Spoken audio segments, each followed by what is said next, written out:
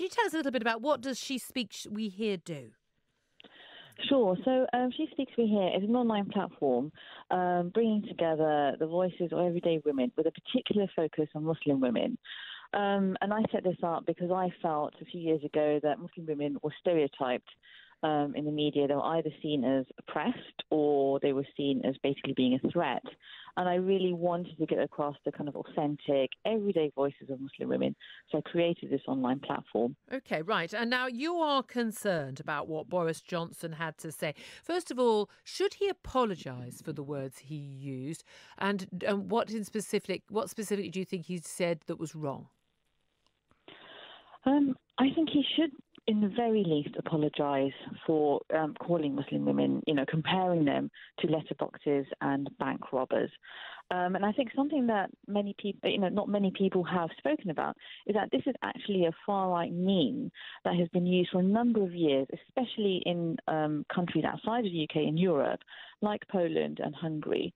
So he's not only demonized Muslim women who wear a burqa or cover their face or wear a head covering. He's also actually mimicked a far-right meme. OK, well, first of all, he didn't criticise the head covering at all, as far as I'm aware, from my recollection of reading the article. But you say he demonised Muslim women. He was giving a description. Again, I don't think I would have used those words in an article where I write it. And I actually don't agree with his liberal viewpoint on this. His argument, he was actually making an argument defending the right of Muslim women to wear those garments in a free country, to have that choice. In what way is saying that a garment worn by a woman that totally dehumanises her in a way that she has no identity, no face, and is just a black shroud? In what way is saying that she looks like the garment, when she's wearing the garment, she looks like a letterbox or a bank robber? In what way is that demonising her? Well, it's no different to, the men or the people who say that women are like lollipops and therefore they should be covered.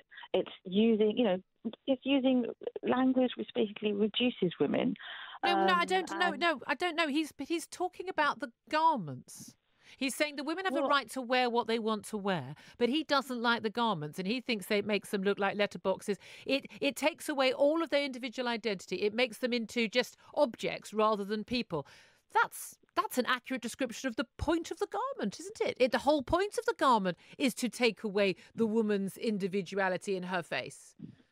Well, describing somebody as a letterbox is... No, describing somebody wearing that garment. That distinction that you've made, you can make that distinction. I don't agree with it. And unfortunately, there's a significant minority of people who have, far-right sympathies, who take it upon themselves to, target women, and especially women who wear niqab and Muslim women, and they don't make that distinction. On Monday, after Boris's comments, when I got off the tube at Victoria Station, a man shook his arm at me just because I'm visibly Muslim. There's other women who... How do you know? What did he say? Monday. What did he say that made you think it was because you were Muslim? He didn't say anything at all. He just shook his arm at me as he was going on the tube, and that's the only... When you say shook his arm, what do you mean? He literally... you mean like sort of raised a fist, a sort of angry gesture at you? Yes, basically. And it could be because I'm a woman, it could be because I'm brown, it could be because he was just a lunatic on the train. This is the nature of, hate crime, and basically, all of these issues come together. But you don't know. No, but to be fair, you don't know whether or not somebody's wearing a face veil or they're wearing a burqa or they're covering their hair. And we've seen, actually, 100 women have signed a letter saying that they feel scared and they feel fearful. And in reality, the number of women who actually wear a burqa or face veil is really, really tiny compared to the number of Muslim women. Oh, it is. And that's also very telling. The vast majority of Muslim women in the UK... The vast majority of UK... Akeela, you just made my point for you. The vast majority of Muslim women in the UK and Muslim women around the world, unless they're in a country where men make laws telling them they have to wear a burqa or a niqab, don't choose to wear this garment. Why not? Because it's a horrible, nasty, dehumanising garment, and that's why they don't wear it. Now, 100 women have written this letter who choose to wear the niqab and the burqa. I've interviewed dozens of women who wear the burqa and niqab and insist that they do it as a matter of choice. Some are converts. Some Some were born in families where they've always worn it. Some have born in families where their mother doesn't even cover her hair, but they have chosen to wear this garment. I'm not saying they're all being sort of bullied and held at ransom by a man and forced to do it. However, not one of them has ever been able to explain to me a good reason why they should wear it. There's no requirement in Islam for women to wear this this garment, and we know that because the vast majority of Muslims don't wear it. The reason is because it's their choice. No, you see that? Well, then someone could say it was their choice to wear a T-shirt with a swastika on, couldn't they? In a liberal society, we don't get to decide, what women should wear. At the end of the day, it's up to women. They have the freedom to choose what they want to wear, and that's a basic British value. That was a British value that Boris Johnson actually defended in his article. Now, I don't agree with him. I think we as a society, not telling women what to wear, we as a society get to say what we find acceptable in the public space. And in the public space, I believe that people... We're going to start saying that we're going to start policing what women's bodies and tell them what they can wear. I mean, that's a very, very slippery slope. And I would defend any woman's right to wear whatever she chooses, whether it's a niqab, a burqa, or to have piercings, or whatever it is. Okay, can I ask you, Akeela, then? Obviously, there are certain contexts in which wearing a niqab, for example, isn't appropriate. Mecca, for instance. Many of those... Well, I'm talking about the UK. And in Mecca, for instance, it's banned. War about the UK. Yeah. Okay. Akeela, when Sadiq Khan, the London mayor, I've been to Mecca and I've seen many women wear them. You're not allowed to wear them at the points of worship. Akeela, when Sadiq Khan, the London mayor, got very cross about the beach body ready posters on the London Underground with a very gorgeous woman with an amazing body wearing a bikini, and he said he thought it was unacceptable for those sort of posters to be on the Underground.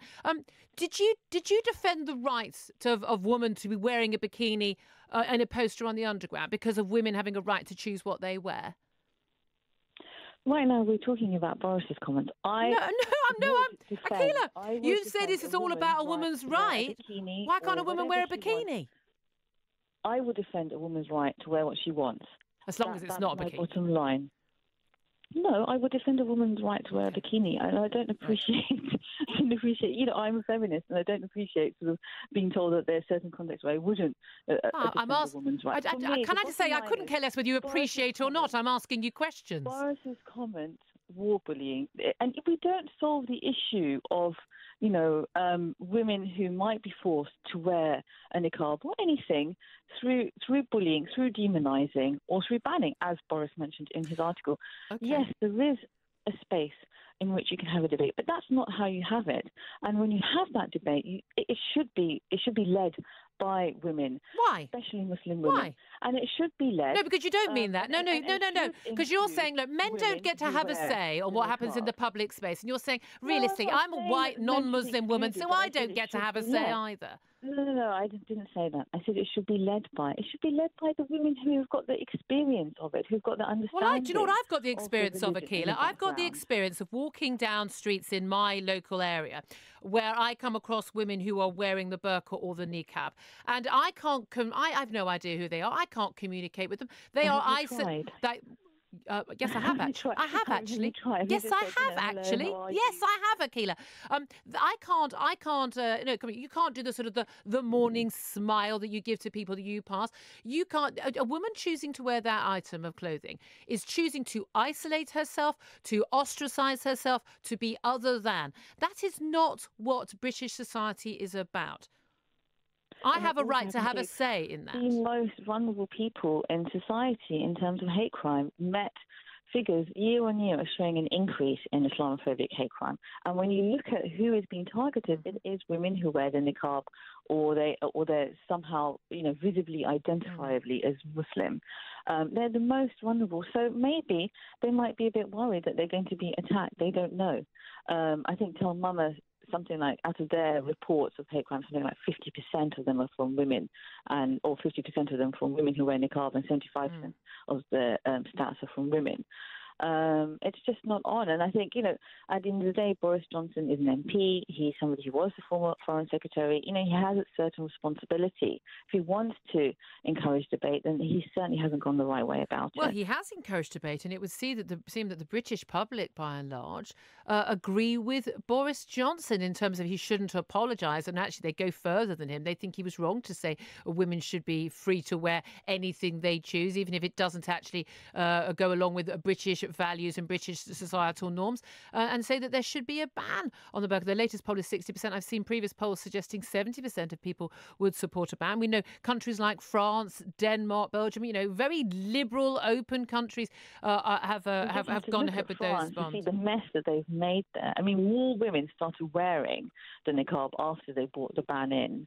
And it hasn't helped integration at all. They've really got it wrong, unfortunately. When you say it hasn't helped integration, the choice to wear an item of clothing that makes you completely separate from those around you, that is not someone who is seeking to integrate in this society. You say that, but then, there are women who are scientists, who are teachers, and... What is your point? I'm not saying they haven't got brains because they're wearing a black shroud over them. I'm saying they've chosen to isolate themselves. Able to participate in society, It's not something I would wear. It's not something that I think is mandated in Islam, but I completely respect women's choices to choose what they want to wear, and without fear of being ridiculed, without having to have articles that call them letterboxes or just finally, Akeela, and then to suffer hate incidents. Okay, no, I don't think anyone wants. I don't believe though that there are people who are sitting around who want to go and attack and abuse Muslim women who are just waiting for Boris Johnson to write an article in the Telegraph before they do it. It sends a strong signal, doesn't it, that actually Boris Johnson agrees with the far right meme, because that's what it was. And that's what it is. Even though Boris Johnson defended the right of Muslim women to wear it.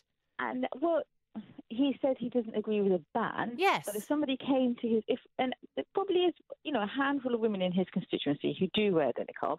If any of those went to his clinic, he says that he would refuse to talk to them unless they removed it. Yes. That is a form of coercive control. It's different. Wait a minute. Should he? Wait a minute, Akeela. Should he? If a man came into his constituency surgery wearing a balaclava, would he be required to talk to that man? It's completely different. No, it's not completely different. Why is it different? Why is it different? You've already just admitted the burqa and the niqab have no basis in Islam. If a man said, my religion requires me to wear a balaclava, so I'm wearing a balaclava, should Boris Johnson talk to a man in a balaclava? Believe that it is part of their religious They can believe whatever they want. It doesn't make it okay. It's a British value to have respect, to have tolerance.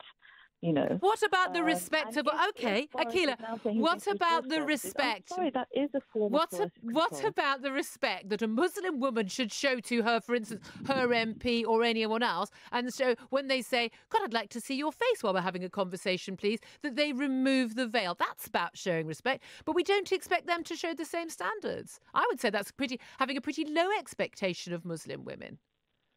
Well, I think it's a conversation that can be had, isn't it? But you can't have a blanket rule and one in which that you're demonising them and ridiculing them. How does that demonise them? I'd like to see your face when I speak to you. Doesn't demonise or coerce a woman. It's about good manners. Them to a letterbox and a bank robber. You see, it's one thing to have a conversation with somebody in your surgery, and it's another thing to write an article. And that, okay, right. Just finally, if a teacher, if my daughter's going into secondary school in September, and we go to the GP surgery. If my GP suddenly decided wearing a niqab or a burqa, or my daughter's teacher, her physics teacher, a highly trained, brilliant woman, but wore a niqab or a burqa, would I be entitled to say, I would like you to remove those items when you're dealing with me and my child? Would that be acceptable, or is that me demonising a Muslim woman? There are certain situations in which it's not appropriate to answer that question. Would it be okay for me to say that, as long as I say it respectfully and politely? There are mechanisms in which those those situations can be addressed. For example, at an airport, going through airport Akeela, security, answer the question I actually asked you. That it's not appropriate. I'm not allowed to. I'm not allowed to say I don't want to be treated, and I don't want my daughter taught by somebody who doesn't show their face. And if you feel that you go to your GP surgery and, somebody's not dealing with you appropriately, then you have a mechanism in order to deal with that. And that's a mechanism. You know what the mechanism is? The mechanism is take your burqa or your niqab off. Women. But if you then, met a GP and then you started calling her names, that would be demonising. Who was the talk? That would be abuse. Akeela, who suggested calling people names? I've gone from saying, if I respectfully and politely say I would like you to show your face when you're dealing with me or my child, where did we get to calling names? Why have you taken it to that when I talked about something different? It's possible to have a conversation without demonising, without... I've just said that. And so if I say to a Muslim woman wearing the burqa or the niqab, I don't want you to treat my child or teach my child with your face covered, and she refuses, what should I do then? Boris Johnson didn't even talk about those examples. And I think this is the problem. I've just asked you about those specific examples, and you are refusing to answer the... Akeela, let's not even bother anymore. Akeela, you're just going to keep talking. You're answering a question someone asked you yesterday. I mean, I'm asking you specific questions, trying to have a sensible debate about how we handle this, and you just keep... I'm telling you, this is where we've got to in this country. We can't have a sensible debate about this.